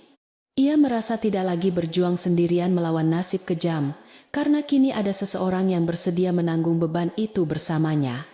Terima kasih Bima, bersiaplah menghadapi hari esok yang mungkin akan menjadi pertempuran tersulit dalam hidup kita di rumah ini, ucap Larasati. Ia kemudian bangkit berdiri dari balai bambu, merapikan letak kain kembennya yang kusut sebelum berpamitan kembali masuk ke dalam kamarnya. Hati kedua insan itu kini dipenuhi oleh kehangatan harapan yang tidak bisa dipadamkan oleh angin malam. Berjalan kembali menyusuri halaman belakang menuju rumah utama, Larasati merasakan kedamaian aneh yang belum pernah ia rasakan sejak ayahnya tiada. Bayangan pohon mangkas dan sumur tua yang biasanya terlihat menyeramkan di malam hari kini tampak bersahabat, seolah alam mendukung keputusannya. Ia sama sekali tidak menyesal telah menyerahkan pusaka berharga milik ibunya kepada Bima karena ia sangat percaya pada suara hatinya. Firasat kuat dari nasihat Mbok Minah terbukti benar bahwa kepercayaan tulus selalu membawa keajaiban tak terduga di saat keputusasaan melanda. Ia melangkah ringan memasuki pintu belakang, siap menghadapi badai apapun yang sedang direncanakan Sekar dari dalam. Sesampainya di kamar, Larasati langsung merebahkan tubuhnya yang lelah di atas ranjang jerami tipis sambil menatap langit-langit kayu yang gelap gulita. Tidak ada lagi air mata kesedihan yang mengalir membasahi pipinya karena semua beban berat itu telah ia bagi bersama Bima. Ia memejamkan mata, membiarkan sisa malam merengkuhnya dalam tidur yang paling nyenyak yang pernah ia alami selama bertahun-tahun disiksa oleh saudari tirinya. Di luar sana angin malam mulai mereda, menghentikan lolongan anjing liar yang sedari tadi terus-menerus merobek keheningan desa Jatiwangi. Suasana alam yang tiba-tiba menjadi sangat tenang ini seolah menyimpan rahasia besar yang menunggu diledakkan. Sinar fajar pagi akhirnya mulai mengintip dari ufuk timur, membawa rona jingga yang perlahan mengusir kegelapan malam dari atas bumi Nusantara. Burung-burung berkicau riang menyambut hari baru yang menjanjikan sebuah awal kehidupan atau mungkin akhir menyakitkan bagi penghuni rumah besar tersebut. Larasati terbangun oleh suara kokok ayam jantan, merapikan pakaian usangnya dan membasuh wajahnya, menyiapkan mental sekuat tenaga untuk menghadapi kekejaman Sekar. Ia tahu bahwa hari ini semua rahasia kebohongan dan fitnah akan bermunculan di halaman rumahnya, menuntut penyelesaian di hadapan warga. Dengan langkah pasti, Larasati keluar kamar menyongsong takdir besar yang menunggunya di tengah konflik desa Jatiwangi. Pagi itu matahari baru saja memunculkan semburat kemerahan di ufuk timur. Namun halaman depan rumah peninggalan ayah Larasati sudah dipenuhi keramaian. Sekar sengaja bangun sangat awal untuk memanggil Ki Lurah Wira beserta puluhan warga desa Jatiwangi agar berkumpul di depan teras rumahnya. Wanita jahat itu memasang wajah sedih yang dibuat-buat, seolah menjadi korban dari sebuah peristiwa yang sangat memalukan bagi nama baik keluarganya. Udara pagi yang sejuk terasa sangat kontras dengan ketegangan yang mulai menggerogoti perasaan setiap warga desa yang hadir memenuhi undangan mendadak tersebut. Ki Lurah Wira yang mengenakan pakaian adat kebesarannya berdiri di barisan paling depan dengan raut wajah penuh tanda tanya yang besar. Ia adalah pemimpin desa yang sangat dihormati dan selalu berusaha menyelesaikan setiap perselisihan warga dengan cara yang adil serta bijaksana setiap saat. Ada masalah genting apa sebenarnya yang membuatmu mengumpulkan kami semua di pagi buta seperti ini, Nduk Sekar? Tanya Ki Lurah Wira tenang. Warga desa yang berdiri di belakangnya ikut berbisik-bisik menebak-nebak kejadian buruk apa yang menimpa keluarga kaya raya di desa Jatiwangi tersebut. Sekar mengusap matanya yang kering menggunakan selendang sutra mahal, berpura-pura menahan tangis yang menyayat hati di hadapan kepala desa dan warga. Saya sungguh malu mengatakannya, Ki Lurah, ternyata saudari tiriku Larasati telah menodai kehormatan keluarga ini dengan melakukan perbuatan nista, ucap Sekar lantang. Tepat pada saat itu, Larasati melangkah keluar dari pintu utama rumah dengan wajah bingung, melihat kerumunan orang yang memadati halaman depannya. Gadis malang itu langsung menjadi pusat perhatian ratusan pasang mata yang menatapnya dengan penuh kecurigaan akibat fitnah keji yang baru saja dilontarkan. Suasana halaman rumah mendadak riuh rendah oleh suara gumaman terkejut dari para warga desa yang sama sekali tidak mempercayai tuduhan tersebut. Mereka sangat mengenal Larasati sebagai gadis yang sangat sopan dan selalu menjaga perilakunya meskipun hidupnya dipenuhi penderitaan di bawah siksaan saudari tirinya. Jangan sembarangan menuduh Sekar. Apa buktinya kau mengatakan Larasati melakukan perbuatan nista yang memalukan desa kita ini? Tegur Ki Lurah Wira tegas. Pemimpin desa itu tidak ingin gegabah menghakimi seseorang tanpa bukti yang kuat. Apalagi menyangkut nama baik seorang gadis yatim piatu yang malang. Sekar tersenyum licik di dalam hatinya melihat umpan fitnahnya mulai ditanggapi serius oleh kepala desa dan seluruh warga desa Jatiwangi pagi itu. Tadi malam saya melihat dengan mata kepala saya sendiri Larasati berpelukan mesra dengan pelayan miskin bernama Bima di gubuk belakang. Tuduh Sekar. Ia sengaja meninggikan suaranya agar semua orang bisa mendengar kebohongan besar itu, dengan sangat jelas tanpa ada satu kata pun yang terlewatkan. Larasati tersentak kaget mendengar tuduhan keji itu, menyadari bahwa saudari tirinya telah memata-matai pertemuannya dengan Bima di teras gubuk semalam. Tidak puas hanya dengan tuduhan asusila, Sekar kembali menambahkan fitnah lain yang lebih mengerikan untuk memastikan Larasati benar-benar hancur hari ini. Larasati bahkan mencuri perhiasan emas peninggalan keluarga kami untuk menyuap pelayan rendahan itu, agar mau membawanya kabur dari rumah ini. Tambah Sekar. Mendengar hal itu, warga desa mulai terpengaruh dan memandang Larasati dengan tatapan kecewa karena mengira gadis itu benar-benar menjadi seorang pencuri. Fitnah keji yang disusun sangat rapi oleh Sekar nyaris berhasil menghancurkan seluruh simpati warga yang selama ini diberikan kepada saudari tirinya itu. Mukminah yang sejak tadi berdiri gemetar di sudut teras tidak sanggup lagi menahan rasa pedih melihat majikan kesayangannya dihina habis-habisan. Pelayan tua itu melangkah maju mencoba membela Larasati dengan suara parau yang menyiratkan ketulusan hati seorang ibu yang sedang melindungi anak kandungnya. Tolong jangan percaya omongan Nyonya Sekar. Ki Lurah Den Larasati adalah gadis suci yang tidak mungkin melakukan perbuatan kotor itu. Belambok Minah. Namun Sekar dengan kasarnya mendorong tubuh renta pelayan tua itu, hingga terjatuh ke lantai teras menyuruhnya diam dan tidak ikut campur urusannya. Di tengah keributan yang semakin memanas itu, sosok Bima tiba-tiba muncul dari arah samping rumah dengan langkah yang sangat tenang namun tegap. Pemuda berpakaian lusuh itu berjalan mendekati Larasati dan berdiri tepat di sebelahnya, layaknya seorang pelindung yang siap menghadapi serangan badai paling mematikan. Kehadirannya seketika membuat kerumunan warga desa terdiam menatap pelayan miskin yang selama ini nyaris tidak pernah bersuara atau mencari masalah dengan siapapun. Bima menatap tajam ke arah Sekar yang sedang berkacak pinggang, tidak menunjukkan sedikitpun rasa takut yang biasanya dimiliki oleh seorang bawahan. Sekar tertawa meremehkan melihat kedatangan Bima yang menurutnya justru semakin menguatkan bukti bahwa kedua manusia malang itu memang merencanakan sesuatu bersama-sama. Lihatlah Ki Lurah, pelayan kurang ajar ini berani menatapku dengan tatapan menantang setelah merusak kehormatan saudari tiriku yang bodoh ini. Tunjuk Sekar marah. Ia segera mendesak kepala desa untuk segera menjatuhkan hukuman pengusiran bagi keduanya, agar rencana penjualan tanahnya kepada Juragan Danarta bisa berjalan lancar. Larasati mengambil napas panjang mencoba menenangkan gemuruh di dadanya, bersiap untuk membuka suara dan membela kehormatannya di depan seluruh warga desa. Larasati mengangkat wajahnya menatap Ki Lurah Wira dengan pandangan mata yang sangat jernih dan penuh keberanian tanpa ada keraguan sedikitpun. Apa yang diucapkan Sekar adalah kebohongan besar Ki Lurah. Saya tidak pernah menodai kehormatan keluarga ataupun mencuri harta rumah ini, ucap Larasati tegas. Ia menjelaskan bahwa pertemuannya dengan Bima semalam hanyalah untuk menyerahkan sebuah barang peninggalan ibunya sebagai tanda terima kasih atas kesetiaan pelayan tersebut.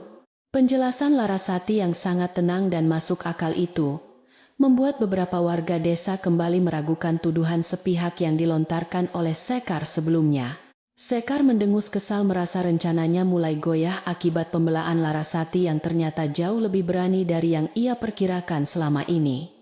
Jangan mengarang cerita bohong Larasati, tunjukkan barang yang kau berikan kepada pelayan miskin itu jika memang benar bukan perhiasan curian. Tantang Sekar. Ia sangat yakin bahwa barang misterius yang memancarkan cahaya di kegelapan malam tadi pastilah sebuah perhiasan emas mahal milik keluarga besar mereka. Bima maju selangkah berniat memperlihatkan cincin kayu berukir itu untuk membungkam mulut sombong Sekar dan mengakhiri semua kekacauan yang melelahkan ini. Sekarang juga. Namun sebelum Bima sempat mengangkat tangannya terdengar suara derap langkah kuda yang sangat bergemuruh dari arah jalan utama desa Jatiwangi. Suara itu semakin lama semakin mendekat diiringi oleh dentingan lonceng perak yang membuat seluruh warga desa menolehkan kepala mereka dengan penuh keheranan. Tidak lama kemudian, sebuah rombongan besar pasukan berkuda memasuki halaman luas rumah peninggalan ayah Larasati dengan membawa panji-panji keemasan yang berkibar megah. Mereka adalah utusan resmi dari keraton pusat yang selama beberapa hari terakhir ini menjadi bahan perbincangan hangat di pasar tradisional desa Jatiwangi. Seluruh warga desa termasuk Ki Lurah Wira serentak menundukkan kepala mereka memberikan penghormatan kepada rombongan utusan keraton yang terlihat sangat berwibawa tersebut. Rombongan itu dipimpin oleh seorang senopati gagah berani yang mengenakan zirah keemasan dan membawa sebuah gulungan perkamen yang berisi titah langsung dari raja. Suasana di halaman rumah yang tadinya penuh dengan amarah dan fitnah, kini berubah menjadi sangat hening diliputi oleh rasa segan yang luar biasa. Tidak ada satu orang pun yang berani bersuara memecah keheningan sakral yang dibawa oleh para utusan istana yang baru saja tiba ini. Senopati itu turun dari kuda putihnya yang gagah dan berjalan mendekati kerumunan warga dengan tatapan mata elang yang menyapu seluruh area halaman. Kami datang kemari karena semalam para tetua spiritual keraton merasakan pancaran energi pusaka kerajaan yang sangat kuat bersumber dari desa ini, ucap Senopati. Mendengar hal itu, Sekar seketika melupakan semua tuduhannya kepada Larasati dan langsung melihat peluang emas untuk mencari muka di hadapan utusan keraton tersebut. Ia segera melangkah maju dengan senyum bermanis-manis berniat menyambut rombongan itu dan menawarkan rumah besarnya sebagai tempat beristirahat yang paling mewah. Selamat datang di kediaman hamba Tuan Senopati yang mulia, silakan masuk ke dalam untuk menikmati hidangan teh dan jajanan pasar, sapa Sekar Genit. Namun Senopati itu sama sekali tidak menghiraukan sambutan Sekar, melainkan memusatkan seluruh perhatiannya pada sosok pemuda berpakaian lusuh yang berdiri di dekat teras. Matanya tertuju tajam pada sebuah cincin kayu berukir yang melingkar di jari Bima yang kini mulai memancarkan cahaya redup keemasan di siang bolong. Benda pusaka itu seakan merespons kehadiran utusan keraton, membenarkan ikatan darah bangsawan yang selama ini tersembunyi rapat di desa terpencil ini. Senopati itu berjalan dengan langkah tergesa-gesa melewati Sekar yang terdiam kebingungan langsung menuju ke hadapan Bima dan Larasati yang sedang berdiri berdampingan. Tanpa mempedulikan pakaian lusuh Bima, sang senopati seketika menjatuhkan dirinya berlutut di atas tanah berdebu, memberikan penghormatan tertinggi yang sangat mengejutkan warga. Ampuni keterlambatan hamba yang mulia Pangeran Mahkota. Akhirnya kami berhasil menemukan Anda setelah pencarian panjang belasan tahun lamanya, ucap Senopati dengan suara bergetar. Warga desa dan Ki Lurah Wira terperanjat hebat mendengar gelar agung yang baru saja diucapkan untuk seorang pelayan miskin di desa mereka. Kebingungan warga desa segera terjawab ketika Senopati menunjuk ke arah cincin kayu yang ada di jari Bima dengan penuh rasa hormat mendalam. Ia menjelaskan bahwa cincin berukir naga itu adalah stempel resmi kerajaan peninggalan mendiang permaisuri yang dititipkan kepada seorang abdi dalam saat perang pecah. Abdi dalam yang setia itu ternyata adalah almarhumah Ibu Larasati, yang melarikan diri membawa pangeran kecil dan menyembunyikannya di desa Jatiwangi sebagai pelayan. Rahasia besar yang disimpan rapat oleh Ibu Larasati selama belasan tahun akhirnya terbongkar, memutarbalikkan nasib semua orang di halaman rumah tersebut. Bima menatap cincin di jarinya kemudian beralih menatap wajah Larasati yang sedang tersenyum penuh haru menyadari kebesaran takdir yang sedang terjadi ini. Ingatan masa lalunya yang sempat kembali semalam kini semakin jelas menyadarkannya akan tanggung jawab besar yang harus ia emban sebagai pewaris sah kerajaan. Ia mengangkat wajahnya menatap Senopati dan seluruh warga desa dengan aura kewibawaan yang selama ini tertutup oleh pakaian pelayan yang sangat kotor. Bangunlah, Senopati, aku menerima kembali tanggung jawab ini. Namun sebelum pergi ada urusan keadilan yang harus kuselesaikan di rumah ini, titah Bima tegas.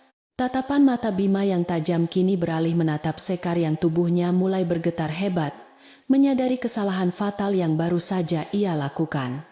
Wanita sombong itu tampak sangat pucat pasi, wajahnya kehilangan seluruh rona kesombongan yang selalu ia pamerkan kepada setiap orang di desa Jatiwangi. Wanita ini telah memfitnah orang yang menyelamatkan hidupku dan berencana merampas rumah peninggalan keluarga yang merawatku selama ini dengan cara yang sangat keji. Bima mengucapkan kalimat itu dengan nada suara yang sangat dingin membuat nyali Sekar menciut hingga tidak berani mengangkat wajahnya sama sekali. Ki Lurah Wira segera menundukkan kepalanya dalam-dalam, merasa sangat bersalah karena nyaris terpengaruh oleh fitnah murahan yang dilontarkan oleh wanita serakah tersebut. Hamba memohon ampun yang mulia Pangeran. Hamba berjanji akan memastikan keamanan Den Larasati dan menghukum pembuat fitnah ini sesuai aturan desa, ucap Ki Lurah. Warga desa yang sebelumnya sempat meragukan Larasati, kini berbalik merasa sangat marah dan muak terhadap kelakuan Sekar yang sangat jahat dan tidak bermoral. Mereka bersorak mendukung keputusan Pangeran Mahkota, menyadari bahwa kebenaran pada akhirnya akan selalu menemukan jalannya sendiri untuk mengalahkan segala kebatilan dunia. Bima melangkah mendekati Larasati dan meraih tangan gadis itu dengan sangat lembut di hadapan ratusan pasang mata yang menyaksikan momen bersejarah tersebut.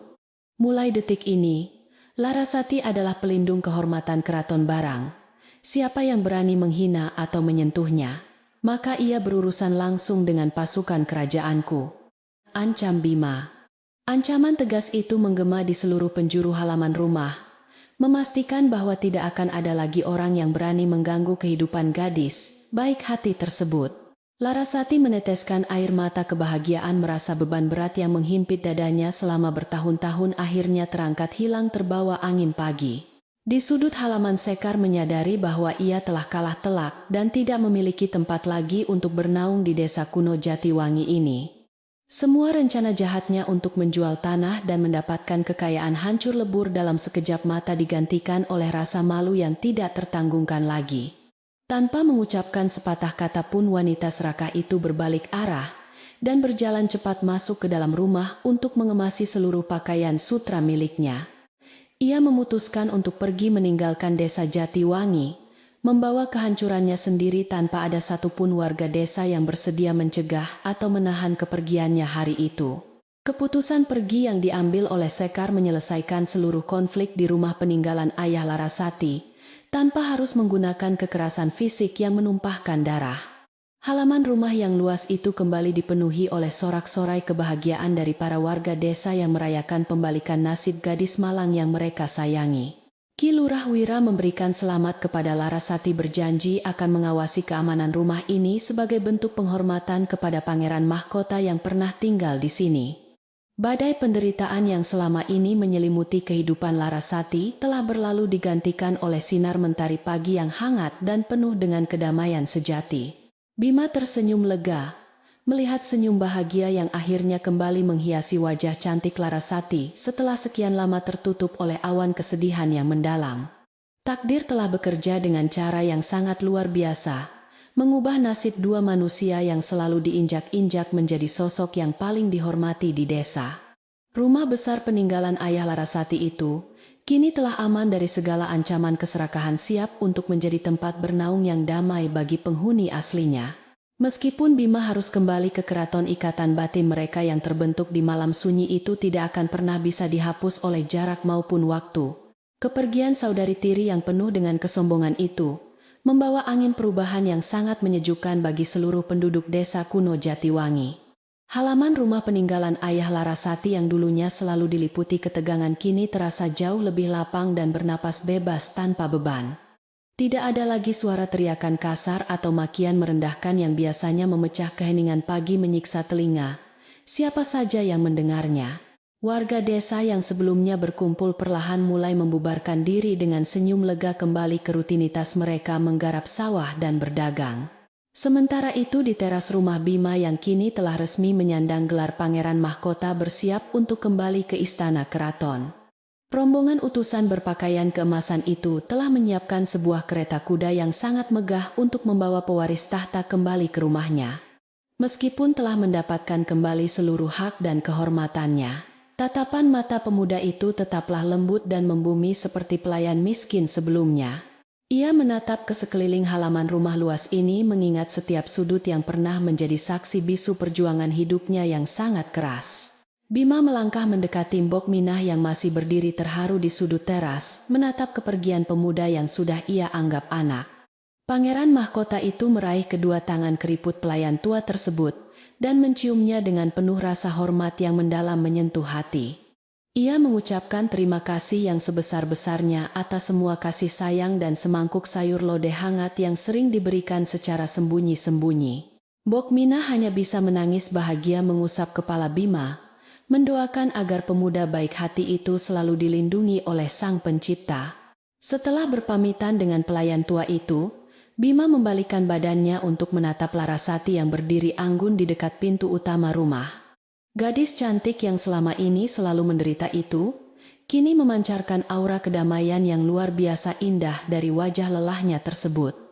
Bima tersenyum hangat menyentuh cincin kayu yang kini melingkar manis di jarinya sebagai pengingat abadi akan janji suci mereka berdua. Ia berjanji akan segera kembali mengunjungi desa Jatiwangi ini, setelah semua urusan kenegaraan di istana keraton selesai diurus dengan tuntas. Larasati menganggukkan kepalanya pelan melepaskan kepergian pemuda yang telah menyelamatkan nyawanya dari kehancuran itu dengan perasaan yang sangat lega dan bahagia. Ia tahu bahwa Bima memiliki tanggung jawab besar terhadap rakyatnya dan tidak egois menuntut pemuda itu untuk terus berada di sampingnya. Namun di dalam hati kecilnya gadis malang yang kini telah merdeka itu sangat yakin bahwa ikatan takdir mereka tidak akan terputus. Jarak antara desa Jatiwangi dan keraton pusat hanyalah sebuah ujian kecil bagi kesetiaan yang telah mereka patri di malam sunyi itu. Kereta kuda megah itu perlahan mulai bergerak meninggalkan halaman rumah membawa sang pangeran mahkota kembali ke tempat yang seharusnya. Suara derap langkah kuda dan dentingan lonceng perak perlahan memudar di telan. Jarak meninggalkan rumah peninggalan ayah Larasati dalam keheningan damai. Larasati dan Mbok Minah berdiri berdampingan menatap kepergian rombongan itu, hingga menghilang di balik tikungan jalan utama desa yang berdebu. Kini hanya tinggal mereka berdua yang akan merawat rumah besar ini mengembalikan kehangatan keluarga yang sempat terenggut oleh keserakahan saudari tirinya. Hari-hari berikutnya Larasati dan Mbok Minah mulai bekerja sama membersihkan setiap sudut rumah peninggalan ayah Larasati dari sisa-sisa kenangan buruk.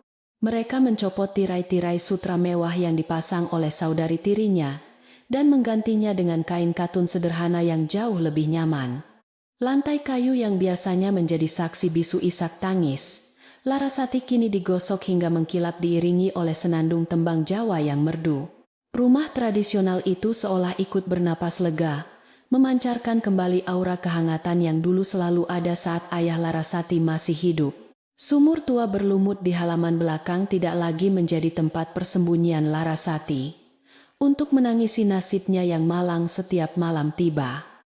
Tempat itu kini menjadi area yang menyenangkan bagi Larasati untuk mencuci pakaian, sambil menikmati udara pagi desa Jatiwangi yang segar. Gubuk reot tempat Bima dulu tinggal dibiarkan tetap berdiri tegak sebagai monumen pengingat akan kesetiaan dan ketulusan seorang pelayan miskin. Larasati sering membersihkan gubuk tersebut merawatnya dengan penuh kasih sayang layaknya sebuah kuil kecil yang menyimpan ribuan kenangan manis mereka. Kehidupan di desa kuno Jatiwangi pun perlahan kembali berjalan normal seiring berjalannya waktu yang mengobati luka lama di hati warganya. Para penduduk desa tidak lagi membicarakan fitnah keji atau rencana pengusiran, melainkan memuji ketabahan Larasati yang membuahkan hasil sangat indah. Mereka sering mampir ke rumah besar itu, sekadar untuk mengantarkan hasil panen atau menyapa Larasati, yang kini sangat dihormati semua orang.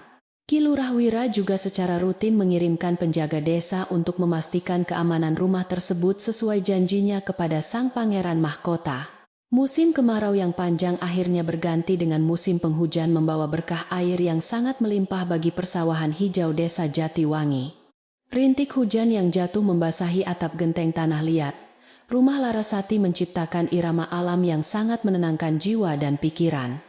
Bau tanah basah yang menyeruak masuk melalui jendela kayu yang terbuka membawa kenangan manis tentang masa lalu yang perlahan pudar. Larasati sering duduk di dekat jendela merajut kain, sambil memandangi tetesan hujan yang jatuh menghidupkan kembali tanaman di halaman rumahnya. Pada suatu sore yang cerah, seorang utusan berkuda dari keraton pusat datang mengunjungi desa Jatiwangi, membawa sebuah bingkisan sangat istimewa. Utusan itu mengetuk pintu rumah Larasati dengan sangat sopan, menyerahkan sebuah kotak kayu berukir indah yang dikirim langsung oleh Bima. Di dalam kotak itu, terdapat surat tulisan tangan sang pangeran yang berisi kabar kerinduannya dan janji untuk segera berkunjung kembali. Larasati membaca surat itu dengan senyum bahagia yang tak henti-hentinya menghiasi wajah cantiknya, merasa sangat bersyukur atas kesetiaan pemuda tersebut. Di dapur kayu bagian belakang rumah kepulan asap tungku, kembali menari-nari dengan riang menyebarkan aroma masakan tradisional yang sangat lezat. Mbok Mina sedang sibuk menumbuk bumbu dapur di lesung batu, menyiapkan hidangan makan malam kesukaan Larasati dengan penuh rasa cinta. Suara gemerisik wajan tanah liat yang bersentuhan dengan sudip kayu memecah keheningan sore menciptakan suasana rumah tangga yang sangat harmonis. Larasati sering ikut membantu memotong sayuran segar yang baru dipetik dari kebun belakang, sambil mengobrol ringan dengan pelayan tua itu.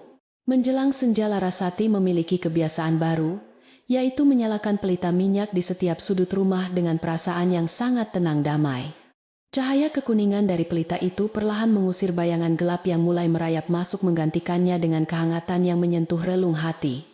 Ia tidak lagi merasa ketakutan saat malam tiba, karena rumah ini kini sepenuhnya berada dalam pelindungannya tanpa ada ancaman luar. Suara burung hantu dari kejauhan menambah kesan mistis namun menenangkan khas pedesaan Nusantara yang selalu ia cintai dari lubuk hatinya. Puncak kedamaian hari itu selalu terjadi di teras depan rumah saat langit malam mulai memamerkan taburan bintang yang sangat indah.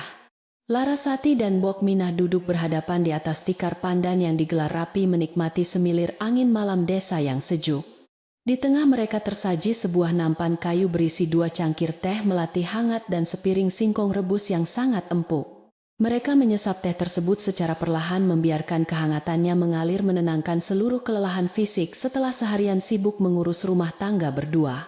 Siapa yang menyangka Den Larasati bahwa penderitaan panjang kita selama ini akan berakhir dengan cara yang sangat indah dan membahagiakan, ucap Mbok Minah. Larasati tersenyum manis memandang wajah keriput pelayan tua itu yang kini terlihat jauh lebih cerah tanpa ada beban penderitaan lagi. Ia mengangguk setuju menyadari bahwa kesabaran dan keikhlasan dalam menerima cobaan hidup akhirnya membawa mereka menuju pintu gerbang kedamaian sejati. Tidak ada dendam di hati Larasati untuk saudari tirinya. Ia hanya berharap wanita itu menemukan jalan pertobatannya di luar sana. Sambil mengunyah sepotong singkong rebus Larasati menengadah menatap langit malam yang bersih tanpa awan mencari rasi bintang yang paling terang. Ia membayangkan Bima di istana sana mungkin juga sedang menatap langit yang sama memikirkan kenangan indah mereka di gubuk bambu. Meskipun kini Bima hidup dalam kemewahan keraton, Larasati tahu bahwa hati pemuda itu tetaplah milik pelayan miskin yang sangat tulus. Jarak yang memisahkan mereka raga mereka sama sekali tidak mampu melemahkan ikatan batin yang telah terjalin kuat di dalam jiwa. Suasana malam di sekitar sumur tua kini tidak lagi menyeramkan, justru terdengar harmoni alam berupa suara jangkrik yang bersahut-sahutan riang. Larasati sesekali berjalan santai ke area belakang rumah untuk memastikan seluruh pintu kayu telah terkunci rapat dari dalam demi keamanan. Ia berdiri sejenak di depan gubuk. Bima menyentuh dinding bambunya yang dingin tersenyum mengingat malam keajaiban yang mengubah segalanya itu. Semua kejadian pahit dan manis yang terjadi di rumah ini telah menjadi bagian dari sejarah hidupnya yang sangat berharga untuk dikenang selamanya. Larasati kembali ke teras merapikan cangkir teh dan piring singkong yang telah kosong bersiap untuk masuk ke dalam kamar beristirahat. Ia merasa kehidupannya kini telah sangat sempurna, tidak ada lagi ambisi kemewahan atau rasa takut akan diusir dari rumah sendiri. Kasih sayang dari Mbok Minah dan janji setia dari sang pangeran mahkota sudah lebih dari cukup untuk memenuhi relung hatinya. Ia bersyukur kepada Yang Maha Kuasa karena telah memberikan kekuatan luar biasa untuk bertahan melewati masa-masa paling gelap dalam hidupnya. Keesokan paginya, Larasati kembali terbangun oleh suara kokok ayam jantan menyambut sinar mentari pagi dengan hati yang sangat riang gembira. Ia menyapu halaman rumah yang luas itu dengan gerakan yang sangat ringan tanpa ada beban berat yang menghimpit dada rapuhnya. Warga desa yang berjalan melewati depan rumahnya selalu menyempatkan diri untuk menyapa Larasati dengan senyuman ramah dan anggukan penuh hormat. Larasati membalas sapaan mereka dengan tulus, membuktikan bahwa penderitaan masa lalu tidak pernah mengubah kebaikan hatinya yang asli sedikit pun. Terkadang Larasati pergi ke pasar desa Jatiwangi bersama Mbok Minah untuk membeli kebutuhan dapur dan sayuran segar dari para petani. Kedatangannya di pasar selalu disambut hangat oleh para pedagang yang dulu sempat termakan fitnah keji saudari tirinya yang sangat jahat. Mereka sering memberikan tambahan sayur atau buah secara gratis sebagai bentuk permintaan maaf dan rasa syukur atas keselamatan gadis tersebut. Larasati menerimanya dengan senang hati, tidak pernah menyimpan dendam sekecil apapun terhadap kepolosan warga desa yang mudah dihasut tersebut. Kisah luar biasa mengenai pelayan miskin yang ternyata seorang pangeran mahkota dan kesetiaan gadis desa mulai menyebar ke wilayah tetangga. Cerita ini diceritakan secara turun-temurun oleh para tetua desa kepada anak cucu mereka sebagai pengingat akan pentingnya menjaga kebersihan hati. Rumah Larasati secara tidak langsung menjadi simbol kebaikan yang menang melawan keserakahan, menjadi kebanggaan tersendiri bagi seluruh warga desa Jatiwangi. Banyak musafir yang sengaja singgah hanya untuk melihat rumah legendaris itu dan merasakan pancaran kedamaian yang ada di sekitar halamannya. Bagi Mbok Minah, masa tua yang ia jalani di rumah besar ini adalah hadiah terindah yang pernah ia terima seumur hidupnya. Ia tidak perlu lagi bekerja terlalu keras di bawah tekanan majikan yang kejam karena Larasati selalu melarangnya melakukan pekerjaan berat. Keduanya hidup berdampingan bukan lagi sebagai majikan dan pelayan, melainkan layaknya seorang ibu dan anak perempuan yang saling menyayangi setulusnya. Di usia senjanya, pelayan tua itu akhirnya bisa tidur nyenyak setiap malam tanpa perlu khawatir tentang hari esok yang menakutkan. Menjelang sore hari, ketika angin pedesaan berhembus sangat sejuk, beberapa petani yang baru pulang dari sawah melintas di depan rumah. Mereka melihat Larasati sedang menyiram bunga melati di pekarangan depan dengan wajah yang berseri-seri memancarkan kedamaian batin yang sangat dalam. Seorang petani tua yang memikul cangkul di bahunya berhenti sejenak menatap pemandangan indah dan harmonis tersebut dengan senyum penuh arti. Ia menoleh kepada temannya, memecah keheningan sore itu dengan sebuah kalimat bijak yang merangkum seluruh perjalanan takdir di desa ini. Gusti Pangeran itu tidak pernah tidur, saudaraku, orang yang baik hati dan selalu sabar pada akhirnya akan selalu mendapatkan tempat terbaiknya. Kalimat damai dari warga desa itu melayang terbawa angin senja yang lembut menyentuh setiap dedaunan pohon jati di sekitar pedesaan. Rumah peninggalan ayah Larasati itu berdiri tegak di bawah langit sore yang keemasan, menyimpan seluruh rahasia dan kebahagiaan di dalamnya. Cerita penderitaan panjang dan kesabaran tanpa batas di desa kuno Jatiwangi ini akhirnya ditutup dengan akhir yang sangat hangat. Keheningan malam kembali turun menyelimuti bumi Nusantara, menyatukan seluruh jiwa yang lelah ke dalam pelukan alam yang sangat mendamaikan hati. Larasati menutup pintu utama rumahnya dengan senyuman, siap menyambut hari-hari esok yang penuh dengan harapan baru dan cinta yang tulus. Tidak ada lagi air mata kesedihan atau ketakutan akan pengusiran yang menghantui tidurnya di atas kasur yang kini terasa sangat empuk. Di bawah lindungan bintang gemintang, desa Jatiwangi akan terus menjaga kisah cinta suci dan kesetiaan ini hingga akhir zaman nanti.